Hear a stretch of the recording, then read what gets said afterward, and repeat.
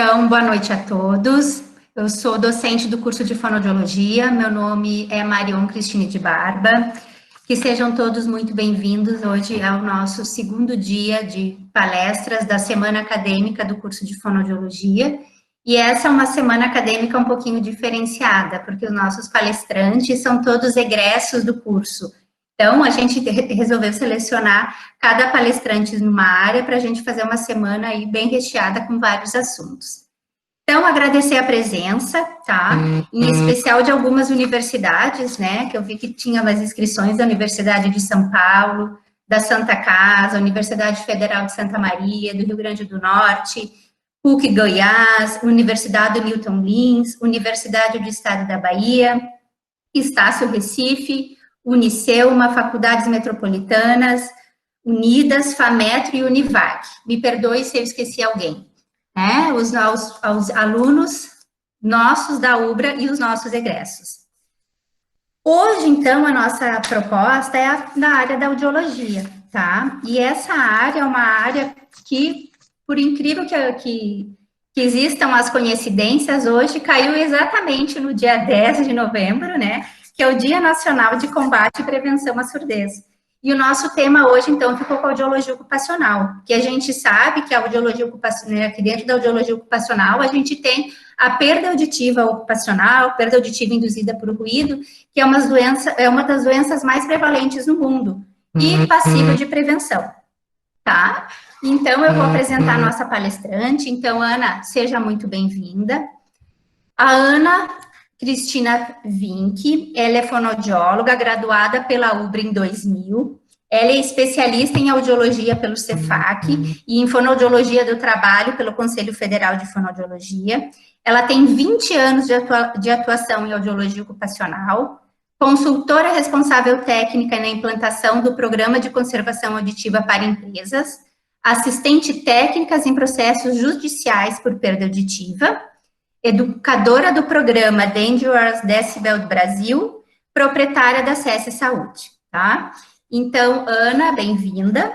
Eu e a professora Andréia Finkler, então, vamos ficar hoje passando as perguntas dos participantes. Então, lembrando que a Ana vai ter 40 minutos de apresentação da palestra e depois 20 minutos para as perguntas. Então, quem tiver as perguntas, por favor, coloca ali no chatzinho, que eu e a professora Andréia, então, depois vamos questionar a nossa palestrante e fazer a mediação. Tá bem? Então, Ana, boa apresentação. Marião, obrigada.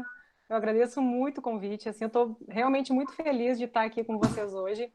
Imagina, eu recém fiz 20 anos de formada, parece que foi ontem que eu saí da faculdade, né? E esse convite veio, assim, me senti honrada realmente de ter essa oportunidade de estar com vocês hoje aqui e trocar um pouquinho de conhecimento, né? Bom, eu posso compartilhar a tela. Isso, pode iniciar. Só vou fechar meu microfone. Então, eu vou começar. 40 minutos é bastante, mas ao mesmo tempo é pouco tempo para tudo que eu queria falar. Então, já está enxergando aí, tudo certinho? Ok. Então, vamos lá. Audiologia ocupacional.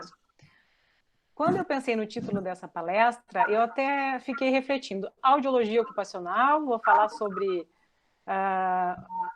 quando eu vou falar de saúde do trabalhador num sentido amplo, né?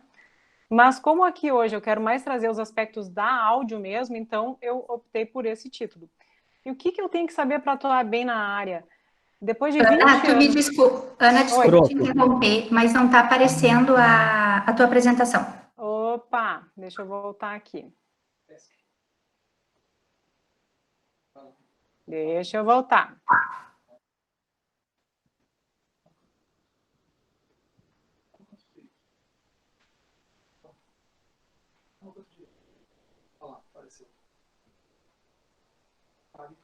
Bem...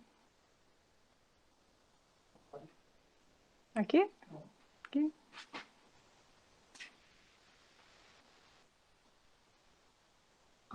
Ó, apareceu.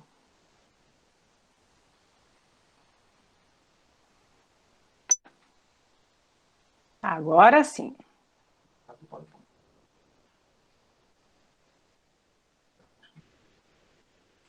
Agora deu, né? Sim, agora tá. Agora abriu. Pronto, isso que eu testei antes, né? Mas agora eu acabei esquecendo de clicar no lugar certo. Gente, minha primeira live, tô super emocionada. Então vamos lá. A Marion, a professora Marion já me apresentou. E, como eu disse, né, são 20 anos, todos dedicados à saúde do trabalhador.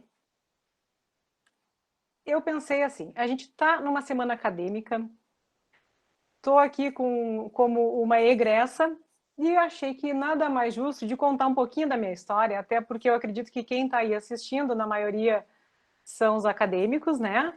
Que devem, alguns estar já naquela expectativa, o que eu vou fazer quando eu me formar, qual a área que eu gosto, né? Então, eu quero contar uma historinha para vocês aqui. Essa aqui sou eu, em 1998. Olha ali a pastinha da Ubra, como é que era na época. Era esse tipo de pastinha, muito levei no trem, peguei integração e fui até a universidade, né, com a pastinha da fonoaudiologia, muito orgulhosa. Esse dia vestida de branco, a gente achava assim o máximo, indo para aula de sistema estomatognático. E nessa época eu tinha uma certeza, assim, uma certeza, que audiologia era a área da fono que eu não trabalharia. Sempre gostei muito de linguagem, tive professoras maravilhosas na Ubra, assim, que marcaram muito, que fizeram gostar da área de voz, a professora Lígia Mota, a professora Ana Paula Ramos, que me incentivou muito na linguagem. Então, a minha trajetória seria, quando eu era estudante ali, alguns anos antes de me formar, essa era a certeza. A audiologia não seria a minha área de atuação. Aí veio a formatura, neste momento em que eu recebo o meu chapéu da professora Ana Paula Ramos. Foi em agosto, no dia 26 de agosto de 2000. Um mês depois, a minha mãe encontrou eu morava na época com meus pais, né? E tinha um médico do trabalho que morava no edifício. E a minha mãe encontrou esse médico no elevador um mês depois da minha formatura e perguntou: não está precisando de uma fonoaudióloga desempregada? E ele disse: tô precisando. E 2 meses depois da minha formatura, deixa eu voltar à escolha. Comecei a trabalhar numa empresa com audiologia na área da saúde do trabalhador, trabalhando com prevenção das perdas auditivas. E então veio uma necessidade muito grande de buscar mais conhecimento e um desespero, porque a gente assim sai da faculdade, como eu não dei muita atenção para audiologia, eu tive que correr atrás. E na época os cursos de pós-graduação eram escassos, em Porto Alegre ainda não tínhamos aqui a professora Lígia Mota com sua pós-graduação. Tive que ir a Curitiba então buscar a especialização em audiologia clínica com ênfase em saúde do trabalhador. E a partir dali foi paixão. Me dediquei muito a aprender cada vez mais. Comecei nas empresas como a gente começa, né, um serviço quarteirizado, a gente presta serviço para alguém que presta serviço, e fui construindo minha história dentro dessa área. E desde então, tudo mudou, eu abri minha própria empresa, hoje os contratos que eu tenho todos são diretamente com a minha empresa, e num formato que eu acabei criando, as empresas que eu atendo, a maioria, eu tenho um gerenciamento audiométrico muito bem controlado, e algumas delas eu trabalho com o PCA efetivo, assim, a gente com controle, de uma forma que eu gostaria de passar um pouquinho para vocês. E aí vem o seguinte, eu quero, nesses 40 minutos, que já passaram alguns, eu quero passar para vocês o pulo do gato. Tudo que eu acho que é mais importante do que eu aprendi nesse tempo, ou o que é essencial. O que é essencial? Se alguém me senta aqui, me diz o que é mais importante dessa área de atuação, é isso que eu quero passar para vocês. Então, vamos lá. Primeira coisa, entrem no site do Conselho Federal e entrem naquela abinha legislação e baixem todos os documentos que for de interesse de vocês. Claro, vai ter de todas as áreas ali. Hoje eu estou falando de audiologia, então trouxe alguns documentos para mostrar que tudo que tem dúvida, assim, o que eu posso fazer isso, não posso fazer isso, o que é ético, o que não é ético. Aliás, o código de ética, ler o código de ética é importante demais. A gente tem que conhecer esse material que o Conselho Federal fornece. Então, aqui, por exemplo, temos este guia, né, de audiologia ocupacional. É um guia de consulta. Os endereços eu deixei aqui para vocês, se eventualmente não sei se pela palestra a gente pode passar, ou depois eu posso conversar com a professora Marion, posso passar para vocês. Mas olha as respostas. Ele responde perguntas como o que é o exame audiométrico de referência sequencial? É obrigatório fazer a miotoscopia? O repouso acústico? Então, ele é um guia que a maioria das perguntas que a gente tem na áudio ocupacional, as respostas estão ali. O guia de orientação na avaliação audiológica, olha a última atualização dele, em março agora foi em março. Esse guia, algumas pessoas criticam, alguns seguem, outros não seguem. Para mim é muito claro que se existe esse guia, a gente tem que seguir no melhor que a gente puder. Na clínica, né, a gente tenta assim seguir da melhor forma possível. E na ocupacional, ele tem o item 6, que vai falar que a audiometria ocupacional deve ser realizada utilizando-se os mesmos critérios da audiometria clínica. Então, não há diferença entre audiometria ocupacional e audiometria clínica. Já o próprio guia fala. Mas, porém, as análises devem ser seguidas conforme a portaria 19 do Ministério do Trabalho. E, inclusive, daqui a pouquinho eu vou conversar sobre a portaria 19, que a gente vai ter mudanças bem importantes que estão bem próximas de acontecer. Então, esse guia para audiologistas é super importante, fundamental, conhecer e, na medida do possível, seguir. E aqui, então, conhecer os aspectos legais da fonoaudiologia. A gente deve conhecer as leis, as normas, os decretos, as resoluções, os pareceres e o nosso código de ética. Tudo isso está lá no site do Conselho Federal. É só buscar. E aqui, brevemente, as nossas resoluções mais importantes na área da audiologia. A 428, de 2013, vai falar da atuação do fono na saúde do trabalhador. Isso 2013. Ainda a nossa especialidade não era reconhecida. Mas ali já dá assim, os caminhos que a gente tem que seguir, assim, muito fácil de entender. Né? O que a gente tem que fazer, o que a gente pode, o que a gente não pode fazer, tudo ali. Emitir as notificações, né? A gente pode emitir CAT? Vocês sabem que a gente tem o SINAM, né, que é o Sistema de Notificação de Agravos, que a gente pode informar o SINAM, e até deveria, né? Claro que nem todo mundo tem o hábito de fazer isso e é bem difícil. Eu que trabalho, vou dizer que é difícil, mas seria um dos nossos deveres. A Resolução 453, de 2014, onde foi reconhecido pelo Conselho Federal de Fono a especialidade em fonoaudiologia do trabalho, entre outras, né? Que também muito importantes. Mas hoje nós vamos falar de audiologia. E em 2015, então, a Resolução 467, que dispõe das atribuições e competências relativas ao profissional fonoaudiólogo especialista. Então, aqui, em 2015, já fala sobre as atribuições e competências. São documentos super importantes que a gente tem que conhecer e ler. 2015, a 469, as competências para implantar e monitorar, assessorar, supervisionar os programas de conservação auditiva. Que,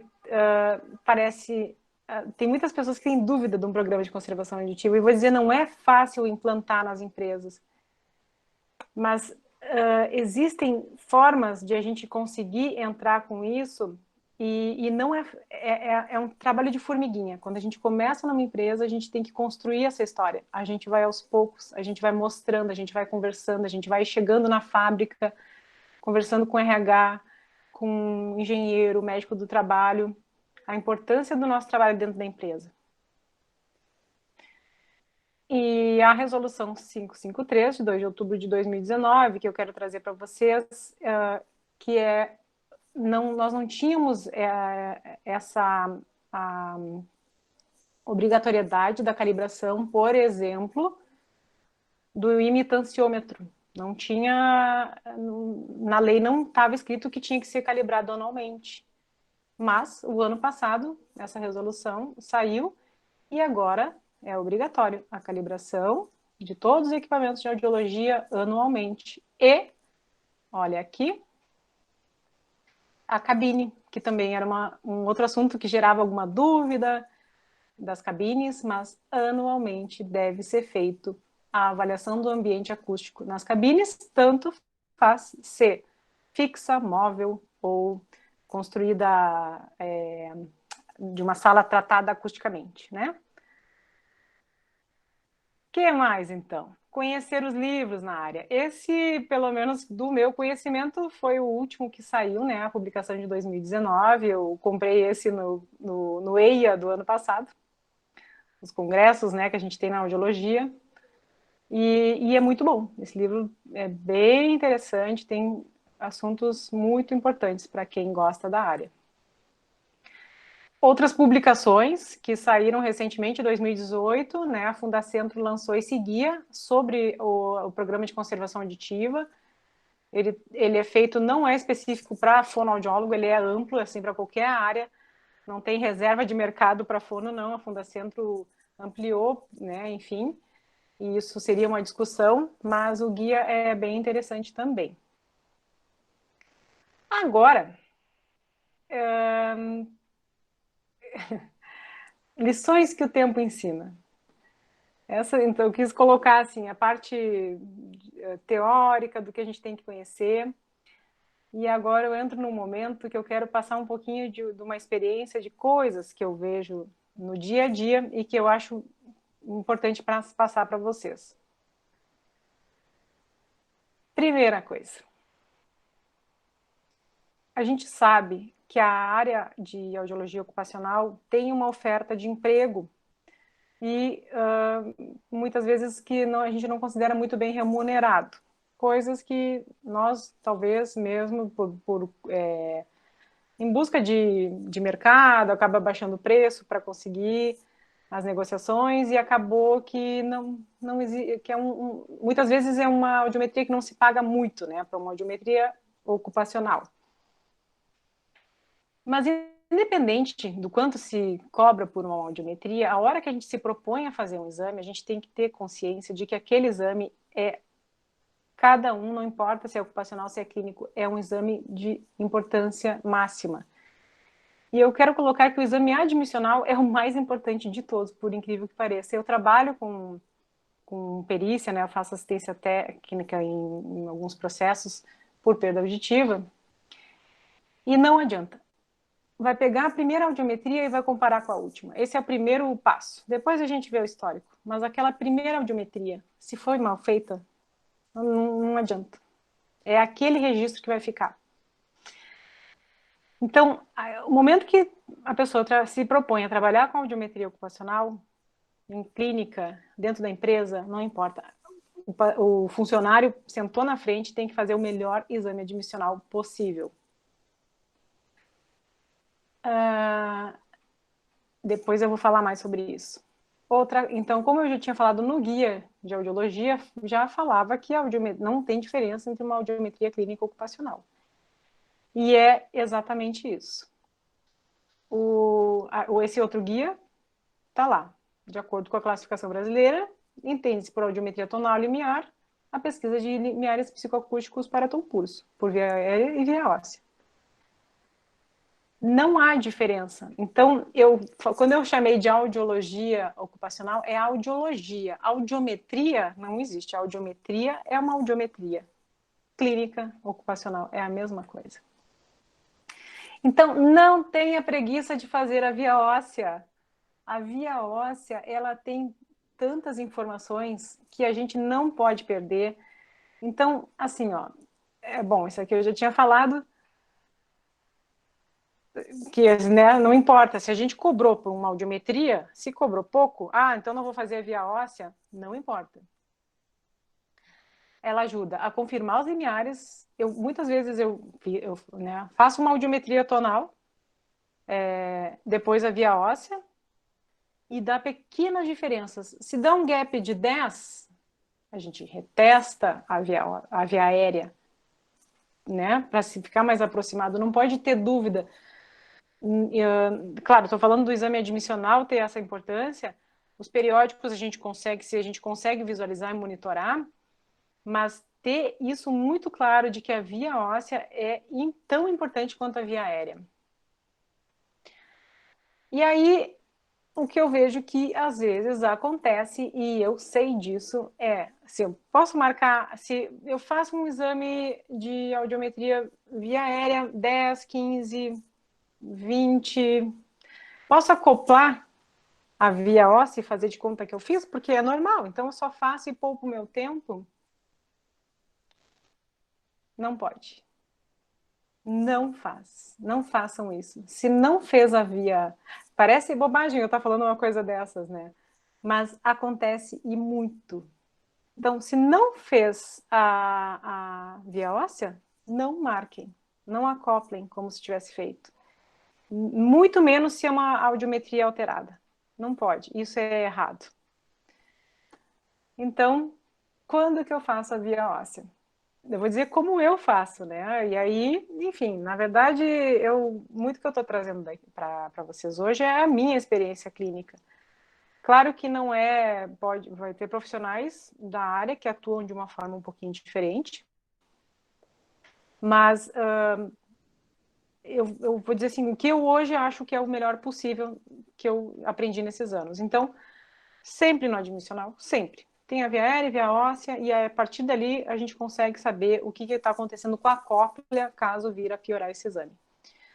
Então, isso sempre. Agora, quando o resultado da audiometria apresentar valores entre 20 e 25, sempre para confirmar esse 20 e 25, ou para ver se a óssea já está acompanhando, querendo, né, em breve virar uma perda auditiva neurosensorial. Na audiometria, então, assim, preferencialmente sempre no admissional e sempre que numa admissão tiver uma perda em qualquer frequência. Não importa se for lá nos 6.000 Hz. Depois eu quero falar sobre os 6.000 Hz. Quando der uma frequência isolada, já vou falar agora. Sempre, sempre retestar. Não ficar com 6.000 Hz alterado e tchau. Não. Alterou 6.000 Hz, reposiciona o fone, retesta. Melhorou? Ótimo. Não melhorou? Pode confirmar a perda. Isso se já olhou o ouvido e viu que não tinha cera, né? Porque se não olhou, tem que olhar. Meatoscopia, quando fazer? Sempre. E o periódico, quando houver histórico até 20, passa para 25. Digamos que tem um periódico normal, a gente já visualiza o histórico e vê que não teve alteração. Eu vou dizer, eu não faço. Se no admissional sempre, periódico, se está estável, conforme de referência, muitas vezes eu não faço. Mas alterou em 10 decibéis ou ali se aproximou de 20, 25, alterou, já se faz.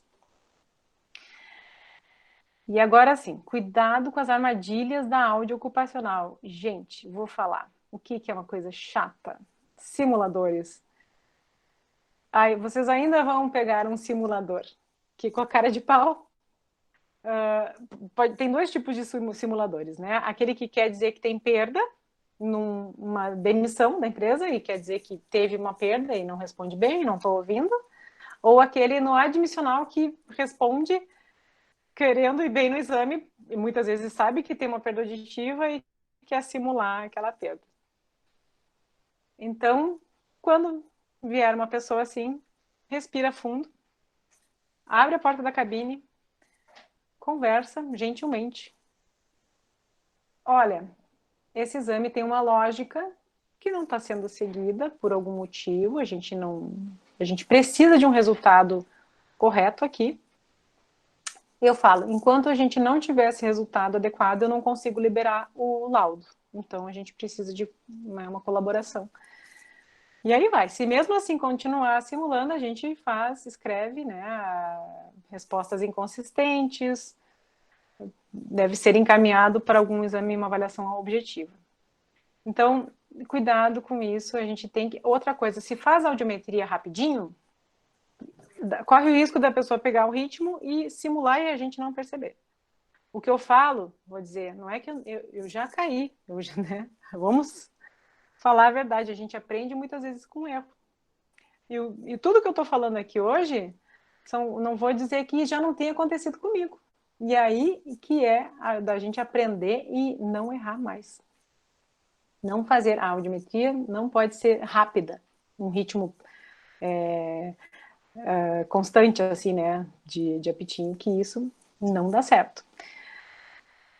Outra coisa que aconteceu recentemente no consultório, uma pessoa que já tinha uma audiometria alterada, sabia disso, queria passar num concurso, não me lembro qual concurso, para brigada, alguma coisa assim, chegou dizendo, a outra fono na outra clínica, ela deu uma ajudinha.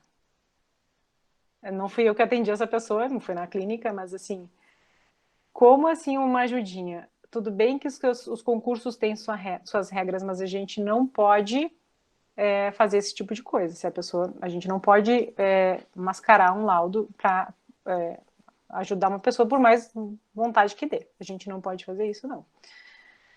Então, cuidado com isso. São coisas que têm que estar estabelecidas para que quando ocorrer, eu estou adiantando assim, situações que ocorrem, que podem ocorrer, para quando vocês vão lembrar, bah, olha aí, ó, né? Então, assim, o que eu faço? Toda vez que eu faço uma audiometria, eu faço pensando, eu vou encontrar essa pessoa no que vem.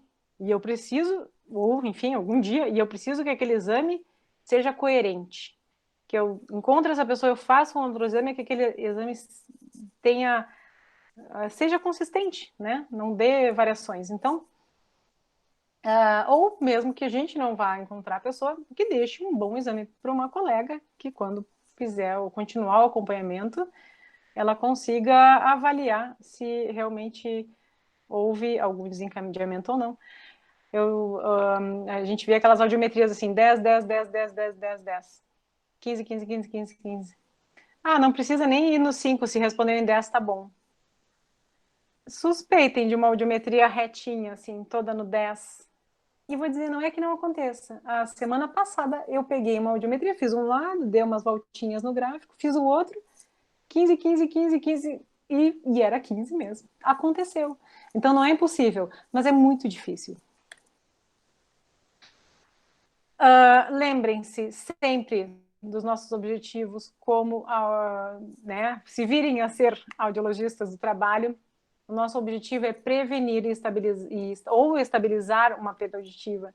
A gente não pode perder esse foco. Por isso a importância de uma audiometria bem feita, sempre. Então, falei antes da legislação toda da fono e chegamos agora na famosa NR7. Eu não sei como que é a cadeira na UBRA, enfim, ou quem mais está assistindo, que não possa não ser acadêmico, mas a NR7, ela foi... A portaria 19 foi escrita, ou enfim, foi publicada em 1998. Eu era recém-formada. E ela finalmente, né, conseguiu colocar ali tudo o que era preciso ser feito para que as pessoas que trabalham no ruído tivessem esse acompanhamento de uma forma mais eficiente possível. E sempre foi a nossa bíblia, né? Porém, agora com a simplificação do e-social e a modernização das NRs, a NR7 mudou. E mudou bastante. Aqui, ó, que vocês veem, o que acontece? A redação foi do dia 10 de março deste ano. Terá um ano para ser colocada em prática. Ou seja, a partir de março, 10 de março de 2021, nós vamos começar a seguir a nova NR7 e trabalhar dentro das suas modificações. Eu vou apresentar, eu não sei como é que eu estou de tempo, deixa eu dar uma olhadinha aqui. Bom, temos um tempinho ainda. O primeiro ponto já é o início dela. Lembra que eu falei de portaria 19? E toda a nossa documentação, ela está fundamentada e se refere à portaria 19. O anexo 1 da NR7. As diretrizes e parâmetros mínimos para avaliação e acompanhamento da audição dos trabalhadores expostos a níveis de pressão sonora elevados. Então, não vai existir mais a portaria 19. Essa é a primeira modificação. Ela não se chama, agora é o anexo 2 da NR7, o controle médico ocupacional da exposição a níveis de pressão sonora elevados.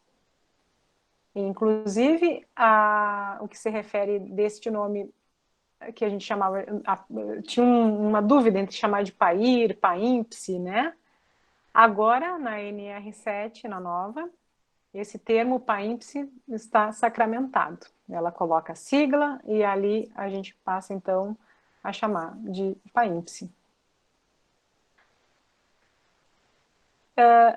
Uma grande mudança também, o que favorece, né? A gente tinha, quem deve realizar a audiometria na portaria 19 seguia os limites de tolerância. A gente tinha ali como fundamento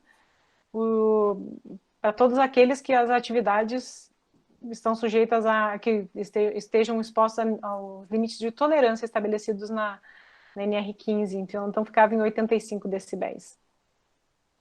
E agora, a nova fala nos limites, nos níveis de ação. Então, a partir de 80 decibéis, quem trabalha acima com 80 decibéis tem que entrar para o controle audiométrico. Ali fala em PGR, olha ali, conforme informado no PGR da organização. Vocês já ouviram falar em PGR? Então, eu também não tinha escutado falar. Agora, o que é o PGR? O Programa de Gerenciamento de Riscos. Vocês já ouviram falar em PPRA? O PPRA também não vai mais existir. Agora vai ser o PGR. Foi modificado a NR1 e a NR9 do PPRA, todas com modificações. Tem bastante coisa boa, tem coisas que não são tão mudanças que muito boas, outras não tanto, mas não é o nosso objetivo, o meu objetivo não é criticar, simplesmente é trazer informação, para que vocês já fiquem antenados no que vem pela frente.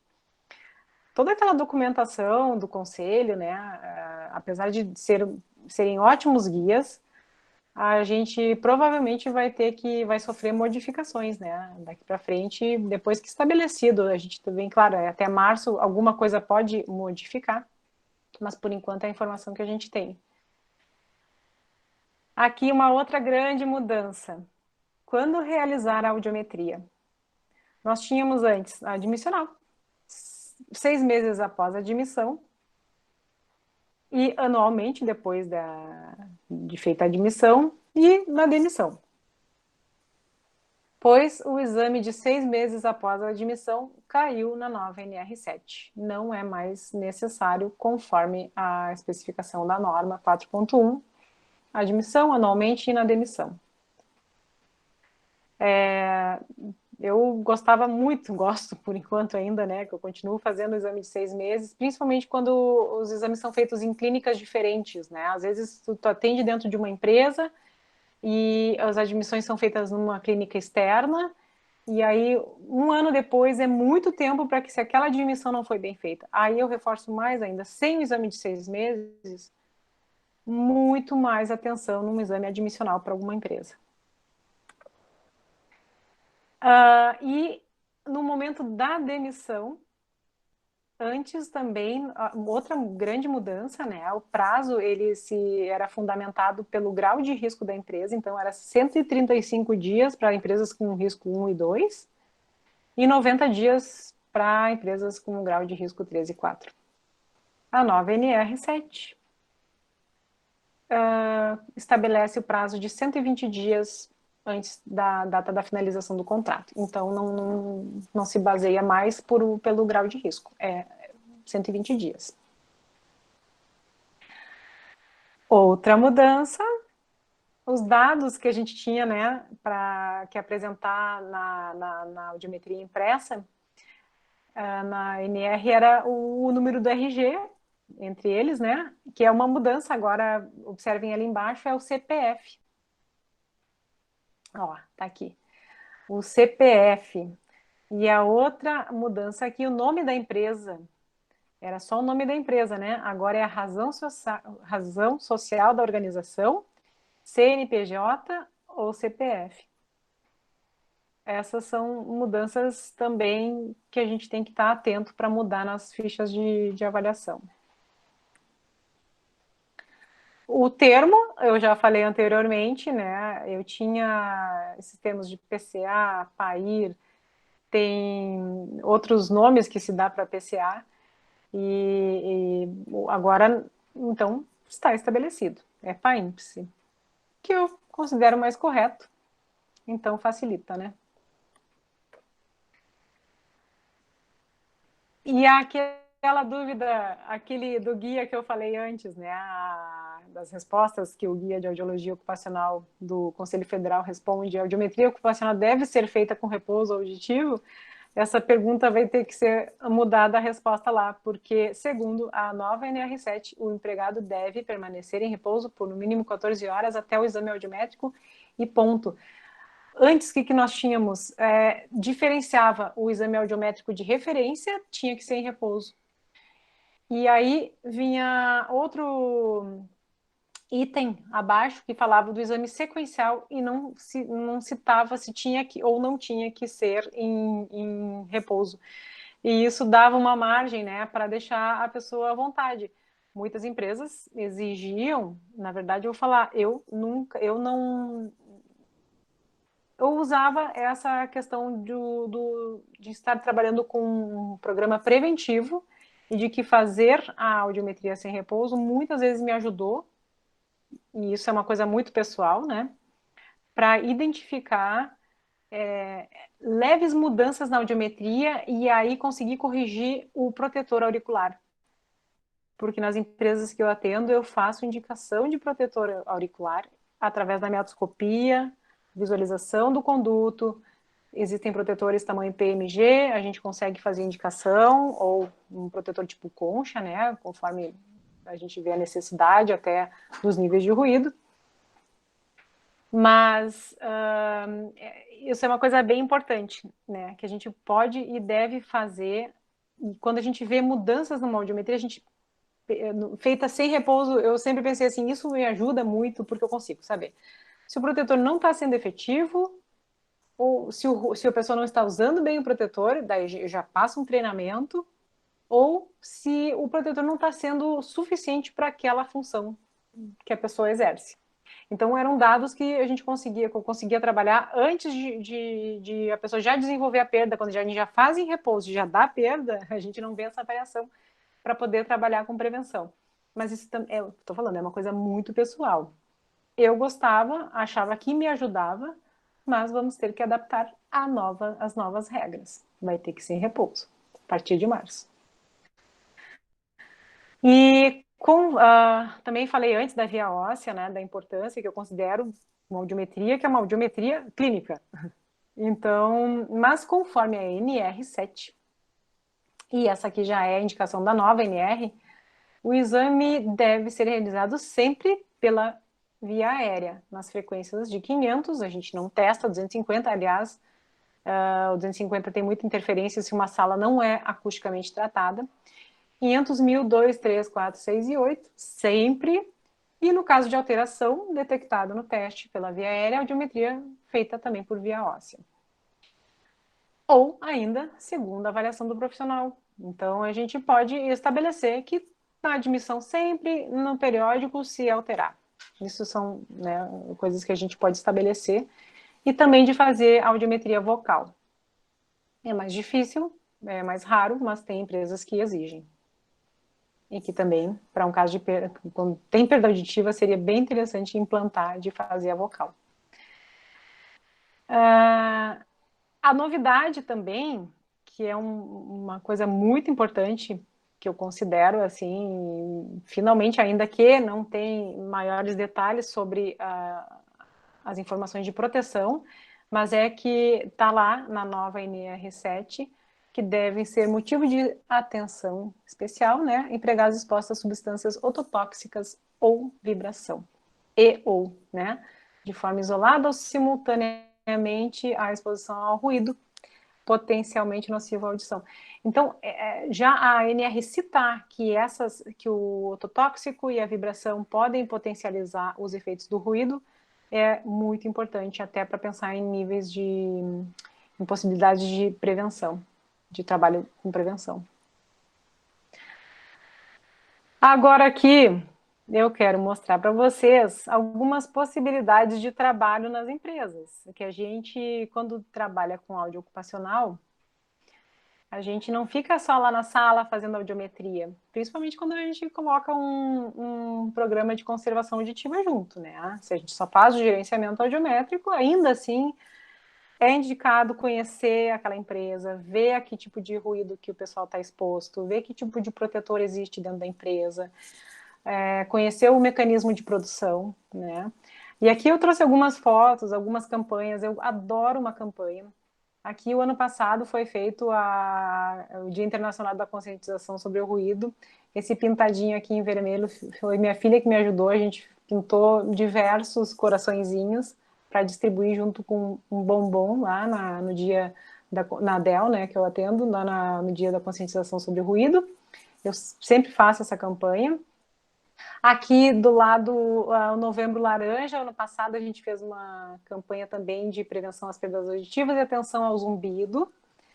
Eu e a Fábio, lá na Dell. Aquela boneca, essa manequinha aqui, a Jolene, isso vem do programa Dangerous Decibels, que foi citado lá na frente, que é um programa bem interessante para quem um dia quiser, né, uma equipe internacional que vem dar o treinamento. Tem o pessoal daqui, já o ano passado foi feito com o pessoal do Brasil, mas eu recomendo essa capacitação. A gente vira educador do Dangerous e tem toda uma sequência, né, de um programa de prevenção bem interessante de aplicar nas empresas, nas escolas, em vários ambientes.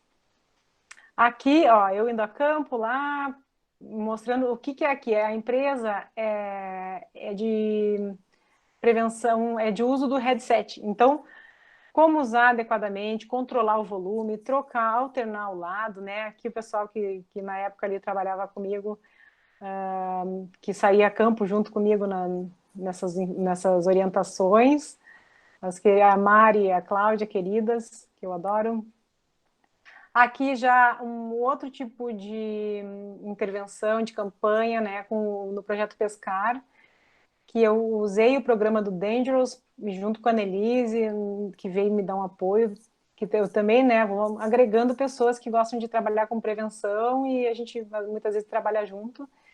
E aí essa turminha aqui, que está no projeto Pescar, quer dizer, vai se preparando para entrar no mercado de trabalho, já orientando dos riscos do ruído, com uma idade muito legal de trabalhar, que daí, né, já para que fiquem atentos, e realmente funciona. Alguns, no caso da gurizada aqui, foram efetivados na empresa, e é impressionante que vinham me falar, assim, depois, um ano, que como estavam cuidando, tinham diminuído o uso do fone de ouvido. É muito legal trabalhar com prevenção, já, né, no começo. Outra coisa que a gente faz, eu adoro, e eu acho que é importante a gente se inserir nesse tipo de programa, né, na CIPAT, que é a Semana Interna de Prevenção ao Acidente de Trabalho, que as empresas são obrigadas a fazer, até não sei se isso vai mudar alguma coisa, conforme as NRs, né, as modificações, mas aí eu estou aqui com uma turminha pequena, esse era o pessoal da noite, mas também sempre as pessoas que participam desses treinamentos, elas ficam bem mais atentas e muitas vezes nos ajudam a divulgar o assunto. Ele indo a campo, a gente tem que sair da sala, a gente tem que conhecer o processo de produção. Tem que, quando a pessoa fala, o ruído tem uma máquina que é barulhenta, mas o que é o barulhento para um, às vezes não é barulhento para outro. A gente só entende quando a gente sai da sala e vai lá e conhece e vê. E, gente, cursos, congressos, atualizações. Eu aqui nas duas fotos estou com a minha principal companheira de congressos. Desde que minha filha nasceu, ela me acompanha quando eu vou, eu dou um jeito, ela vai, fica no hotel enquanto eu vou para as aulas. E é uma oportunidade de trocar com os colegas, de encontrar os nossos professores, as nossas referências bibliográficas. Eu sempre aproveito muito de se atualizar. Independente, quando a gente atua numa área específica, não adianta. Eu agora, algumas semanas atrás, eu estava fazendo chamei uma pessoa para me dar supervisão, porque eu preciso entender de um pouquinho de ATM, porque as queixas de zumbido têm sido muito recorrentes, tem chegado demais queixa de zumbido no consultório. E as pessoas estão mais tensas, estão fazendo mais bruxismo, né? E isso pode desencadear algum problema na TM. Qual era o meu objetivo? Minimamente saber apalpar a ATM, identificador, para até saber, para um descarte de patologia, a audição está normal, tem zumbido, o que está junto ali, num pensar fonoaudiológico. Então, todo tipo de informação na área da fonoaudiologia agrega muito conhecimento na nossa área de atuação, na fonoaudiologia geral. E é muito importante. Eu nunca deixei de participar de outras palestras, de outros assuntos, e sempre agregou bastante. E visitar o nosso conselho. Aqui eu estou com a Simone, na época ela era conselheira, essa foto foi da gestão anterior, e nessa época eu comecei a frequentar mais o conselho. Me lembro até o Thiago palestrou ontem, eu assisti alguma palestra dele que o conselho estava se propondo divulgação, até na época ali, sobre quando saiu essa legislação sobre as cabines, de chamar os fonoaudiólogos para mostrar um pouquinho da nossa legislação, né? Eu participei de alguns encontros e a adesão era muito pequena. E muitas vezes eu vejo o pessoal se queixando, né, que o conselho não faz nada, mas quando o conselho se propõe alguma coisa, muitas vezes não há adesão e não há participação. Então, não adianta a gente reclamar sem conhecer. Eu acho que, e outra coisa, sem ir até lá e buscar o que a gente quer, né? Não adianta só ficar reclamando. Quando a gente conhece o que é o conselho, tudo que envolve esse trabalho, a gente começa a valorizar um pouquinho. Uma visita lá é importante, chamar as pessoas, conversar, eu recomendo muito. E aqui, só para mostrar, que é o DJ Capu, a gente fez uma ação sobre saúde vocal, né? Eu falei que eu ia chamar a atenção da fonoaudiologia, da audiologia ocupacional, mas como fonoaudiólogas do trabalho, fonoaudiólogo do trabalho,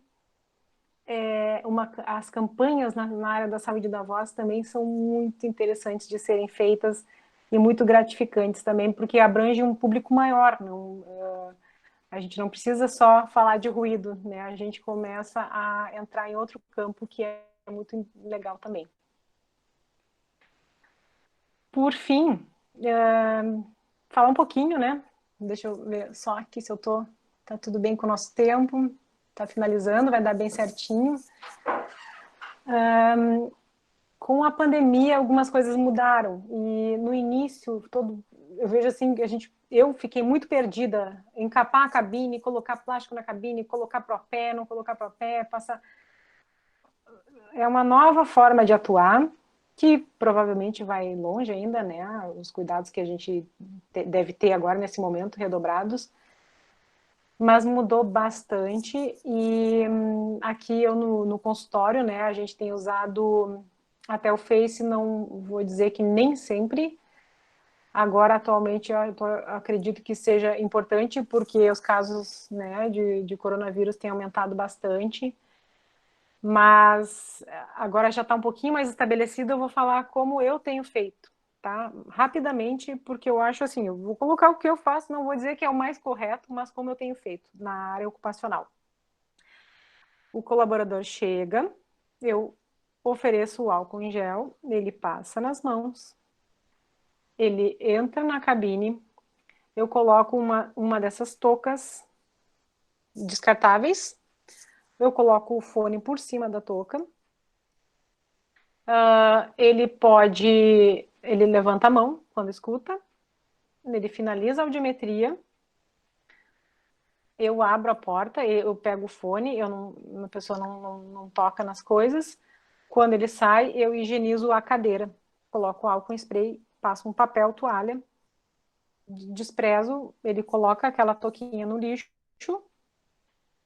e eu peço para ele aguardar lá fora, se eu tiver que fazer o laudo na hora, para não ficar tanto tempo de permanência dentro da sala, porque eu acho que isso também é uma coisa importante, né? O tempo que a pessoa fica dentro da sala. Nisso que ele sai, eu já deixo a porta da cabine aberta, para haver uma ventilação entre a pessoa que saiu e o próximo, que vai entrar. Finalizo o laudo, levo lá na frente, assina, eu volto. Na verdade, a ordem, quando eu volto, eu passo o álcool, espera um pouquinho e chama o próximo. Então, há um tempo maior entre cada atendimento que a gente deve respeitar nesse momento. E a porta, muitas vezes, em alguns lugares mais silenciosos, eu tenho deixado aberta. Quando tem ruído, fecho, a audiometria finaliza, já abro, sempre para ter essa ventilação. Enfim, é a forma que eu tenho feito. Se é a melhor ou não, é a forma que eu encontrei e que até o momento tem dado certo. Então, pessoal, eu agradeço a atenção, principalmente o convite. Fiquei realmente muito feliz. Estou deixando aqui o meu e-mail para qualquer dúvida, alguém que vocês podem anotar. Podem me mandar e-mail, se tiverem eu respondo. Ok, Ana Cristina, nós que agradecemos, excelente as tuas colocações, tá? A gente já vinha conversado antes sobre isso, né? Essa questão da ética. Eu aqui na universidade, eu sou responsável, eu e a professora Andréia, pelas disciplinas de audiologia, e eu sabatino eles, né? Eu faço eles ler as NR, né? A antiga portaria 19, agora é o anexo, enfim, porque tu fala ali, né? Para a gente atuar bem na área, é primordial, então, primeiro que a gente leia e que a gente entenda. Porque se a gente está dentro da empresa, a gente não vai na empresa para aprender, a gente vai na empresa para ensinar, né? Então tem uma diferença. Porque eu também já vi assim, prof, mas na minha anamnese eu posso colocar sintomas do paciente, dor de ouvido, zumbido. Não, não pode, né? Tem uma resolução do conselho que fala sobre isso. Exatamente. Ali, né, na NR7, a gente pode procurar em outros locais. Então, sempre tem uma legislação que a gente pode se apoiar. Então, é verdade. A gente também já tinha comentado sobre essa questão da audiologia clínica e da audiologia ocupacional, né? Que para nós não existe diferença nenhuma, tá? A mesma seriedade que a gente tem que fazer, com os mesmos parâmetros, porque é bem mais fácil a gente tomar um processo, tá? Tanto de uma empresa, enfim, ou, né, ser convocada por algum juiz e perante um exame que tu deixou de fazer do que uma audiologia clínica. Então, a gente não tem diferença, né? Claro que às vezes a audiologia ocupacional, né? Na antiga, né, elas deixavam que a audiometria fosse um pouquinho mais curtinha, que a gente não precisava fazer tudo, mas que nas demais precisam. Então, concordo muito com o que tu falaste. E agora temos umas perguntinhas aqui, ó. Então, a primeira pergunta. Só o fonoaudiólogo que pode fazer a audiometria ocupacional, Ana? O fonoaudiólogo e o médico. Isso tá na portaria também, né? Tá. E continua na NR7 esse... Exatamente. Mas também então, só o médico e o... Só nós. Existe alguma média de valor para as audiometrias ocupacionais aqui do Rio Grande do Sul? O que eu vejo, assim, que na áudio ocupacional, e não vou dizer via aérea e via óssea, áudio, entende-se o que eu falei antes, né? Sim. E tem ficado em torno dos 20, 25, mas isso é o que eu vejo em clínicas externas. Eu falo assim, eu não nas empresas, na minha atuação hoje, eu não cobro por audiometria, eu cobro por hora de trabalho.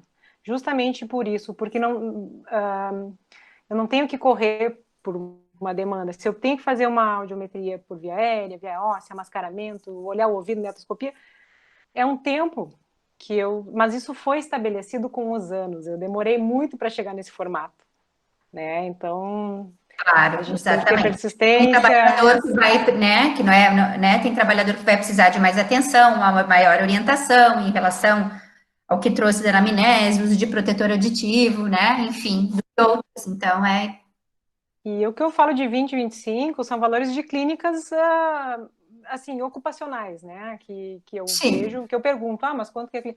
Já vi cobrar menos, já vi cobrar mais, mas, enfim, para dar uma média, é esse o valor. Uhum.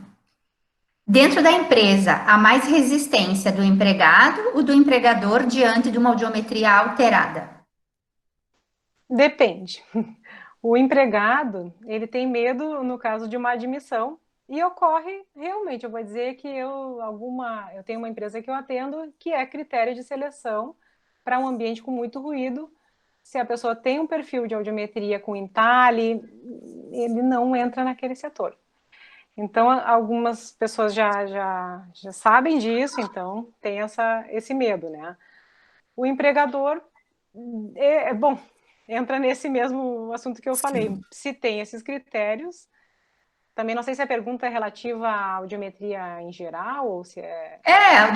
Acho que alguma geometria alterada, né? Pelo que colocou alguma audiometria, né? Que não devia ser um critério de escolha ou não, né? Porque Não. se a empresa vai trabalhar com programa de conservação auditiva, né? Esse empregado, na verdade, poderia estar exposto, né? Com uma proteção adequada, né? Poderia. Claro que a perda unilateral profunda para um ambiente de muito ruído, vamos dizer, que tem lá, que pelas medições o ambiente ultrapassa 95 decibéis. Eu não aconselho, realmente. Claro, como surdos profundos, né? Às vezes colocar num ambiente muito ruidoso, né? Porque ele pode ter outros, né? Alterações extras auditivas, né? Também, sim. E agora, uma pessoa que trabalhou já há 20 anos, tem um entalhezinho em 30. Bom, né? Não quer dizer com um controle que ele vai piorar. Então, é de se discutir. Mas claro que, nesse caso, é o médico do trabalho que vai ter essas decisões, né? Com certeza. A gente palpita, mas é o médico coordenador que decide. É verdade. E também está falando que a gente sabe que a demanda ocupacional é imensa, né? Com os turnos, às vezes, né? Tem turno de trabalho, tem 30 trabalhadores num turno, 20 no outro. Então, uma pessoa colocou assim que por esse motivo ele não consegue dar tanta atenção na audiometria ocupacional como ele daria na audiometria clínica. Sim. Saber, assim, como que ele poderia proceder, né, com essa questão de meatoscopia, via óssea. Qual a tua orientação que você passaria para ele? Periódico, né? Se a pessoa... assim, para mim, eu trabalho com uma ficha de acompanhamento, então eu sempre anoto. Então eu vou vendo aquela ficha, eu já tenho os exames anteriores. Agora, numa hipótese da pessoa não ter, nunca viu aquela pessoa, vai fazer uma audiometria, deu alteração. Faz a óssea, né? No periódico. Vai tomar mais tempo? Vai. Mas como é que vai deixar de fazer a óssea? Como é que num processo a gente vai entender, em relação à audiometria de referência, onde é que está aquela cóclea nela, em que nível, que lesão que ela tem? Que, na verdade, quem vai dizer essa lesão vai ser a via óssea, né? Então, não adianta. Como que vai correr mais com o exame? Caso de meatoscopia, tem que fazer? Tem que fazer. Não adianta. Um exame, você não conhece o histórico da pessoa, tem que fazer.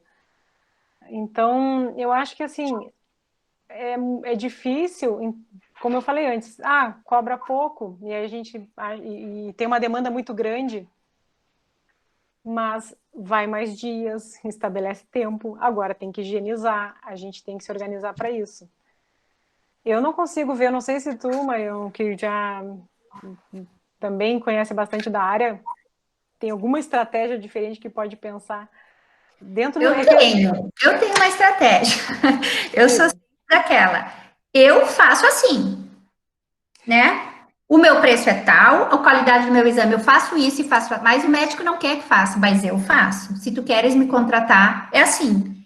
Eu já neguei muito emprego, graças a Deus, né? Que eu tive essa oportunidade. Mas eu não faço. Tu entendeu? Não julgo, às vezes, quem tem que fazer, porque a gente não sabe a necessidade do outro, né? Sim. Mas, assim, eu me coloco nessa posição. Eu não faço, porque o que eu levo sempre, o que eu sempre digo, o nosso carimbo, né, a nossa cédula de identidade, é isso que a gente vai carregar. Não interessa se eu estou dentro da melhor universidade, da melhor clínica, com o melhor otorrino, com o melhor otologista do país. A minha assinatura, eu, Marion, profissional, eu sou a mesma. Sim. Não interessa se eu estou trabalhando no melhor local ou se eu estou numa empresa que eu já fui fazer audiometria ocupacional, colocaram uma cabine do lado de uma caldeira que estava desativada, que tinha uma madeira, e que eu estava com muito medo que passasse aranha, mas eu fiz audiometria da mesma forma, é isso que a gente está falando. Então, acho que a gente também tem que aprender a se impor, né? É assim ou não é? Daí tá, então tá. Tu a gente não selecionou. Vai outra pessoa. Se outra pessoa também tiver a mesma postura, as empresas acabam cedendo, né? Porque não tem. É isso que eu falo. Eu tenho uma realidade hoje que eu posso fazer isso, que eu tenho esse tempo, então Exatamente, né? Mas para chegar nisso foi difícil. É lógico, eu fiz já audiometria em lugares, eu fiz Sim. que não eram ideais de carregar a cabine, de instalar em salas não adequadas.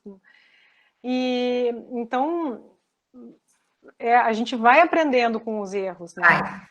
Mas se Fazendo o trabalho bem feito, a empresa também vai aprendendo, né? Ah, eu gostei, né, do teu trabalho, tá, mas então agora a gente vai ter que adequar. Olha, atender 30 numa manhã não tem condições, porque eu sempre digo, atender 30 numa manhã, tu tem que abrir 10 vezes a cabine, 30 vezes a cabine para o paciente entrar, 30 vezes para ele sair, já são 60. Abrir a porta, se tu tá numa sala, são mais 30, já são 90.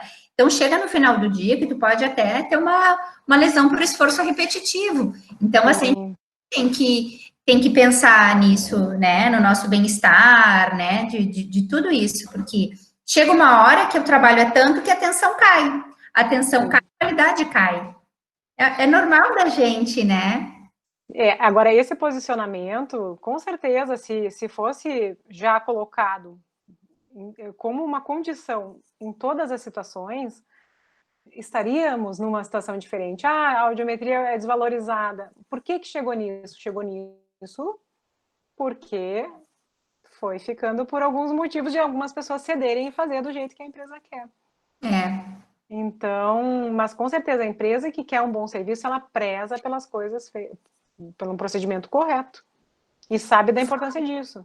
A diferença que dá lá na frente no comparativo das audiometrias. Exatamente. As reclamatórias que não acontecerão se as coisas estiverem bem feitas. Exatamente. Bom, Ana, então já são 7:08. Eu não sei, né? Eu acho que foram todas essas perguntas. Então, eu não sei se a professora Andréia quer fazer alguma colocação, quer perguntar alguma coisa. Oi, Ana. Oi, tudo bom? Tudo. Não, eu quero primeiro te parabenizar, então, pela tua apresentação, pela tua palestra, foi muito clara, né? E bastante atualizada, né? Obrigada. Então, aqui, muito obrigada. É sempre bom ouvir outra pessoa falando, às vezes a gente fala, né? Mas alguém fora da casa tem, às vezes, uma força maior. Que então, legal. Muito obrigada. Eu que agradeço, imagina. Obrigada. Então, novamente, Andréia eu não conhecia. Exato. Sim. Então, queria te agradecer novamente, tá, Ana? Muito obrigada pelas tuas colocações, pelas atualizações. E a gente vai encerrar, então, hoje mais um dia da nossa semana acadêmica. Agradecer a presença de todo mundo, que eu sei que o pessoal aí já estava tendo aula, mas aguentou aqui para te acompanhar. Tá bem? Legal. Obrigadão por todos aí, pela presença. De longe, né? Nós que agradecemos. Tá bom. Tá bom. Tchau, tchau. Tchau, tchau. Tchau, tchau. Obrigada. Obrigada também.